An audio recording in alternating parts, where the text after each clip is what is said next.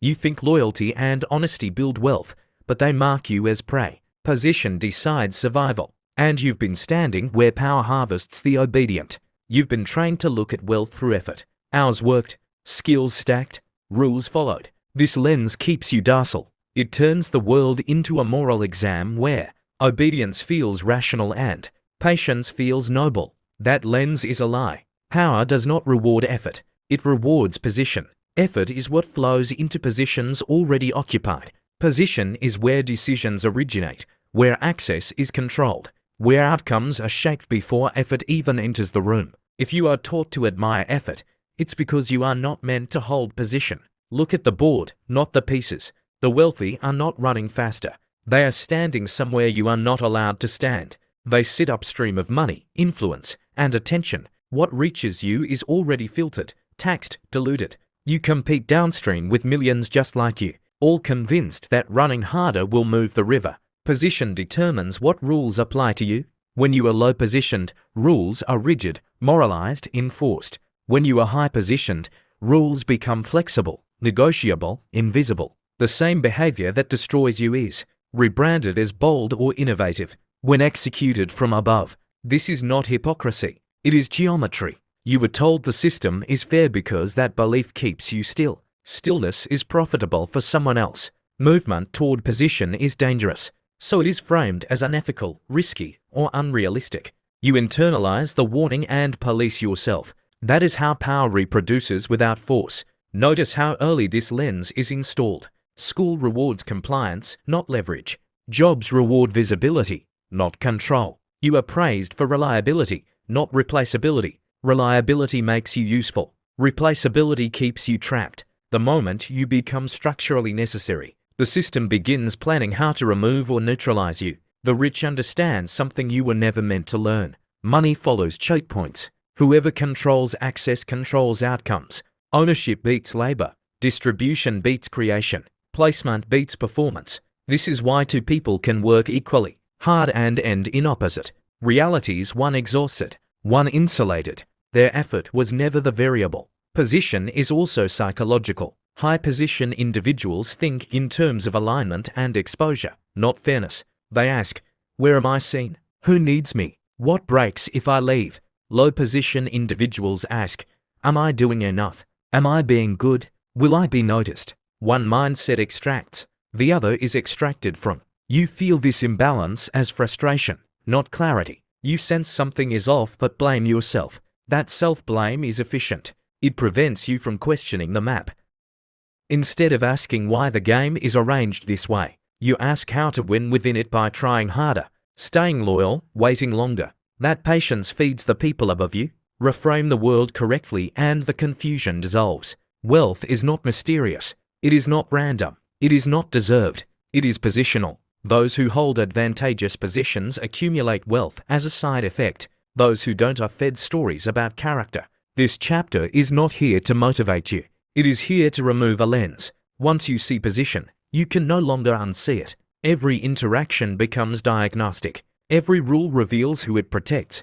Every opportunity exposes who is already standing closest to the source. You are not behind because you are weak. You are behind because you are positioned there. And as long as you accept effort as the explanation, you will remain useful to those who understand the truth. Power obeys a simple law: whatever controls access controls reward. This law is never announced. It is embedded, quiet, structural, invisible to those trained to chase outcomes instead of origins. Most people believe wealth comes from producing value. That belief keeps them focused on output, working, creating, selling, while ignoring the infrastructure that decides who gets seen, funded, trusted, and amplified. Value does not circulate freely. It moves through gates. Position is standing at the gate, not knocking on it. Positioning power works through leverage. Leverage means one action creates disproportionate results. When you are well positioned, a single decision can redirect money, attention, or opportunity at scale. When you are poorly positioned, even perfect execution barely moves your circumstances.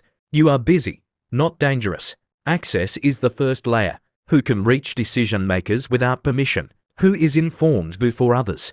Who hears about opportunities while they are still raw, not when they are competitive? Access compresses time. Time compression compounds advantage. This is why the rich seem lucky. They simply arrive earlier because their position allows it. Visibility is the second layer. Power is attracted to what is already visible, not because it is best, but because it is safe. If you are seen as central, credible, or unavoidable, resources flow towards you to minimize risk. Those on the margins must prove themselves endlessly. The center assumes competence by default. Control is the third layer. Control means ownership of platforms, systems, or processes others depend on. You don't need to work harder when others are structurally required to pass through you. This is why middlemen, landlords, licensors, and executives accumulate wealth faster than producers. They tax movement. Here is the inversion you were never taught. Productivity without position creates dependency. The better you perform in a low position, the more valuable you become to someone else's structure. You strengthen the very system that keeps you subordinate. Loyalty deepens the trench. Position also protects failure. When high-position individuals fail, the damage is absorbed by the system employees, investors, institutions. When low-position individuals fail, the damage is personal and terminal. This asymmetry encourages risk-taking at the top and caution at the bottom. Courage is safer when consequences are outsourced. The law of positioning power explains why effort narratives are aggressively promoted. If people understood leverage, they would stop volunteering their labor without equity. They would stop trading time for praise. They would stop mistaking busyness for progress.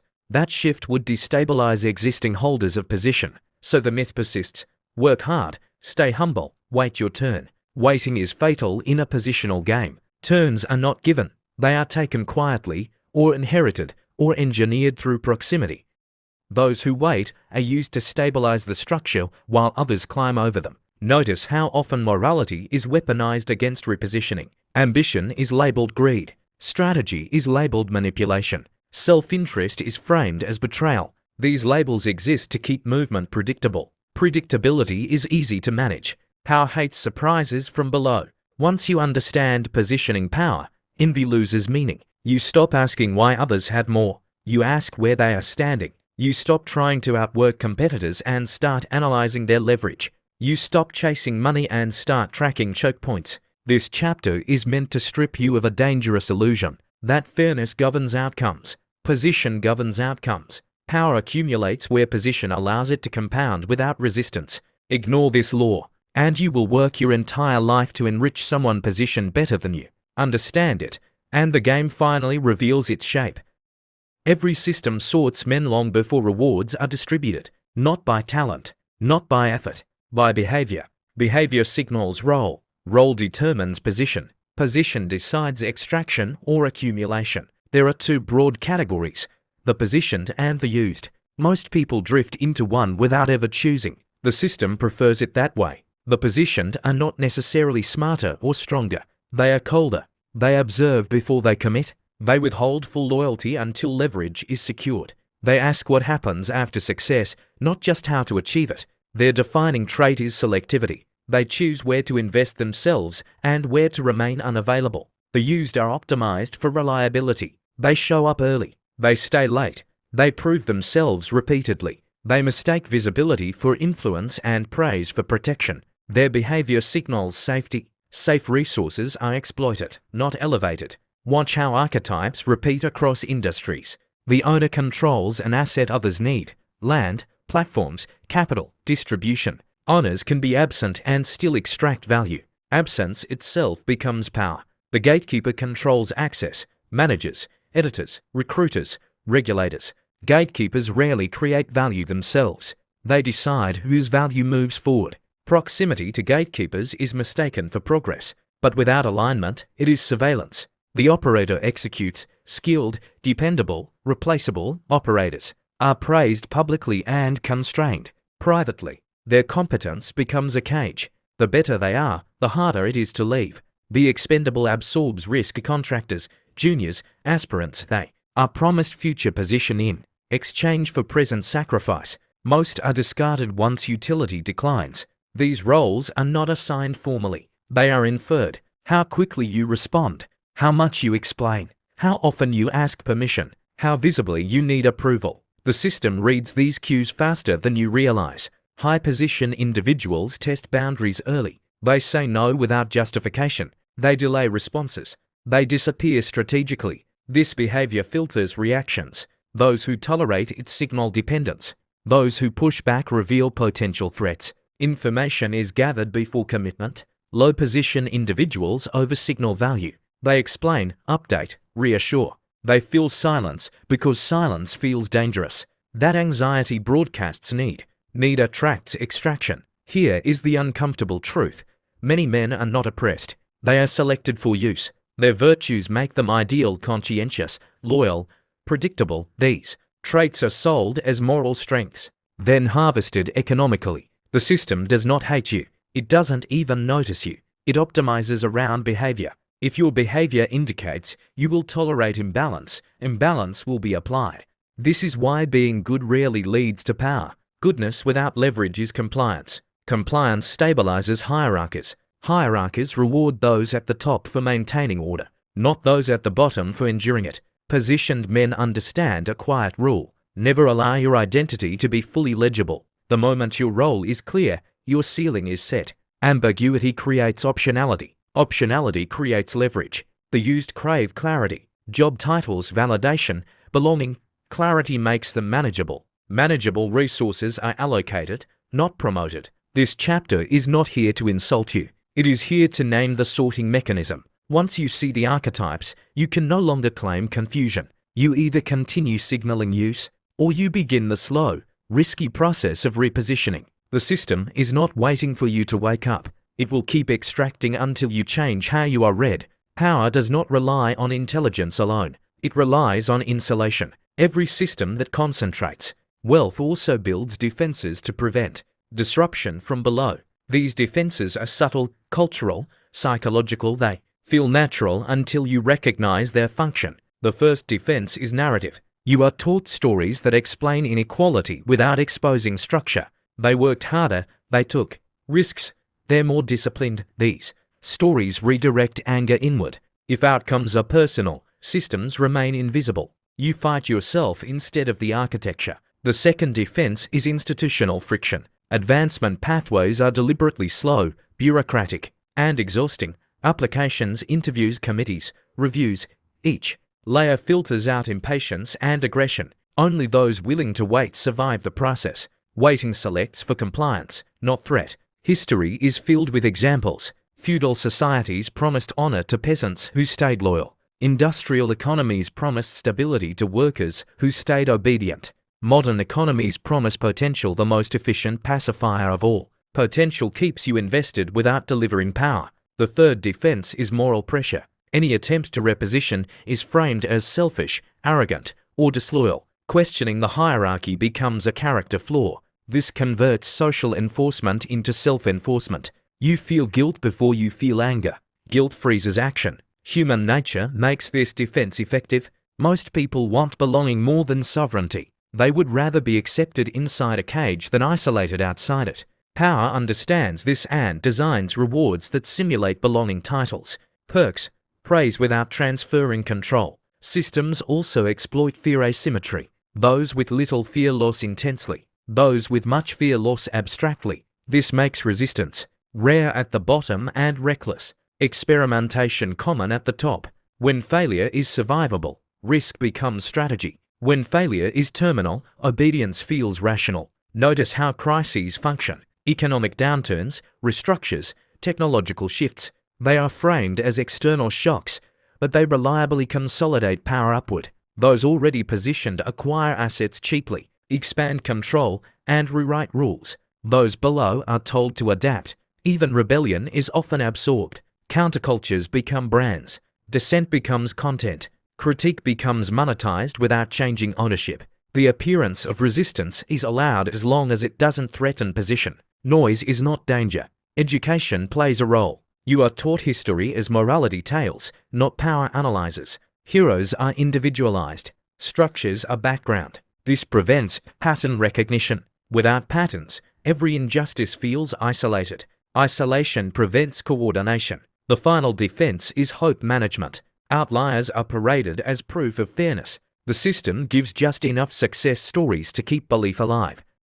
Survivorship bias becomes doctrine. You are told if they did it, so can you, while ignoring how many were crushed attempting the same move. This is not conspiracy. It is selection. Systems that fail to protect concentrated power collapse and are replaced by those that do. What survives is what works. Understanding this chapter removes another illusion, that the game is neutral. It is not.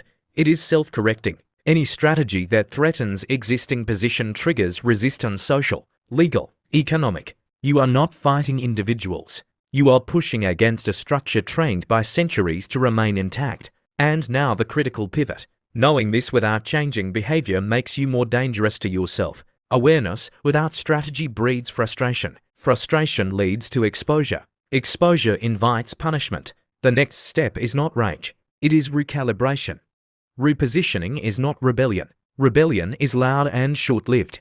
Repositioning is quiet and surgical. It does not announce intent. It alters geometry. The goal is not to confront power, but to reduce how much power can be used against you. The first shift is internal. Stop optimizing for approval. Approval is a visibility trap.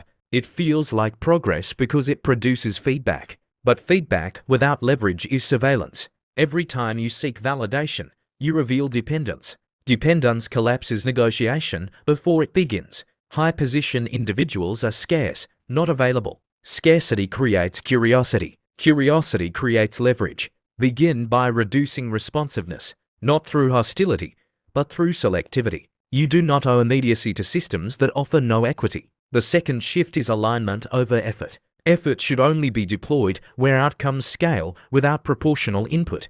If doubling your work does not at least triple your upside, you are feeding a machine, not building position. Ask a harder question. Who benefits if I become excellent here? If the answer is not you, exit quietly. Repositioning favors horizontal moves before vertical ones. Vertical movement increases visibility and dependency. Horizontal movement increases optionality, skills, relationships, and assets that transfer across contexts weaken the system's grip. Portability is protection. The third shift is proximity to leverage. You move closer to decision-making, distribution, or ownership not by demanding it, but by making yourself structurally useful at choke points. Learn where flows converge. Money, information, people. Insert yourself where removal would be inconvenient. Silence is a tool. You do not telegraph ambition. You do not explain long-term plans. Explanation invites interference. Those in power do not need to understand you. They only need to find you non-threatening until you are no longer dependent. Risk must be asymmetric. Never risk what you cannot afford to lose for outcomes that barely change your position. Small, repeated baits with contained downside build freedom. One large bet that requires permission rebuilds captivity. Notice how this contrasts with mainstream advice. You are told to put yourself out there, be authentic, ask for more. These behaviors are safe only from high position. From low position, they are tells. They mark you as impatient or naive. Repositioning also requires selective disengagement. You withdraw energy from status games, internal politics, and performative busyness. Those arenas reward visibility, not power. Winning them consumes time that could be used to change your coordinates. This is where most fail. Repositioning is lonely. Praise decreases. Feedback fades. You appear stagnant to observers trained to measure progress by titles and noise. That discomfort is the tax of sovereignty. Pay it once or pay extraction forever. Strategic repositioning is not about becoming ruthless. It is about becoming unreadable. You move without moral speeches. You detach without drama. You let others underestimate you because underestimation is camouflage. By the end of this chapter, one thing should be clear. The system does not need to be overthrown. It needs to be outgrown quietly, precisely, on your terms. Repositioning fails when identity survives intact. The system doesn't just track what you do. It tracks who you believe you are. As long as your self-concept is compatible with extraction, you will unconsciously recreate the same traps in new environments. The first identity to die is the reliable man. Reliability feels virtuous. It is praised early because it signals obedience and low volatility. But reliability without leverage turns you into infrastructure useful, invisible, and taken for granted. Infrastructure is maintained, not promoted. Next is the honest striver. Honesty is framed as transparency. Transparency benefits those watching, not those being watched. In positional games, full disclosure is a weakness. You do not lie. You simply stop volunteering information that can be used to limit you. Then the loyal soldier. Loyalty assumes reciprocity. Power assumes replaceability. Loyalty is only rewarded when it aligns with leverage. Otherwise, it is harvested as free stability. The moment you notice loyalty flowing one way,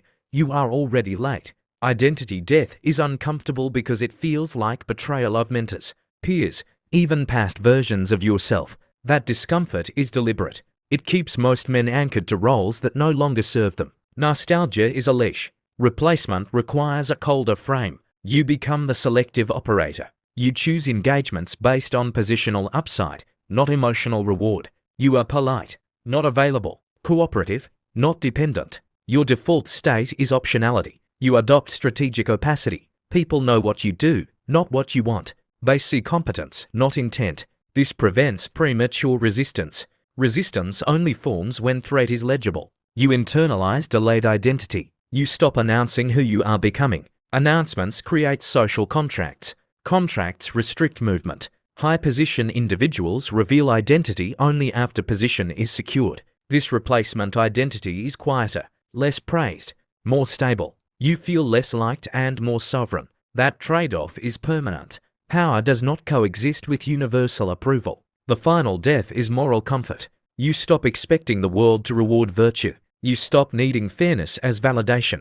This does not make you cruel. It makes you precise. Precision is how you survive without becoming reckless. Most men never cross this threshold. They hover between awareness and nostalgia, trying to reposition while clinging to identities built for obedience. The system welcomes this contradiction. It neutralizes threat without confrontation. Identity death is the point of no return. Once completed, you cannot fully re-enter extraction roles without discomfort. The game changes texture. You stop asking permission internally. You move first, explain later or not at all. This chapter is not about becoming someone else. It is about removing what was installed to make you manageable. What remains is not motivation. It is alignment. Final warning.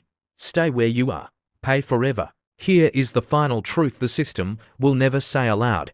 Position hardens with time. Early advantages compound. Late movement is punished. What feels flexible now calcifies later. Delay is not neutral. It is a decision in favor of extraction. If you remain where you are, the cost will not be dramatic. It will be quiet. Rent paid to others. Credit given to others. Time sold in fragments.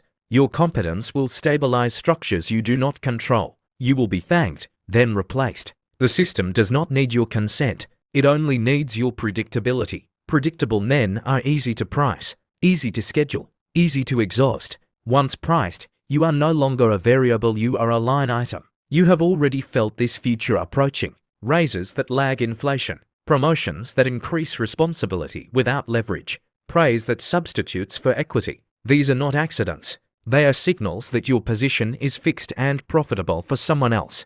This is the elite filter. Most people, even after understanding everything you've just heard, will change nothing. Not because they disagree, but because movement threatens identity, relationships, and comfort. The system counts on this inertia. It is the strongest defense of all. Repositioning requires acting before certainty, before permission, before consensus. Those who wait to feel ready remain visible and stationary. Those who move quietly rewrite their coordinates while others debate morality. There is no dramatic escape, no final victory, only reduced exposure and increased control over time. Sovereignty is incremental. It looks unimpressive until it is irreversible. This is the last inversion. Safety is not found in stability. Stability inside a structure you do not own is slow liquidation. Real safety comes from optionality, opacity, and leverage earned early, protected silently. You now have enough information to be dangerous to yourself. Awareness without execution becomes bitterness. Bitterness makes you loud. Loud men are managed or removed. So choose carefully. Stay where you are, and pay forever in time, autonomy, and unrealized potential. Or reposition quietly, accept the loneliness, and exit the extraction cycle while others are still arguing about fairness. There is no third path.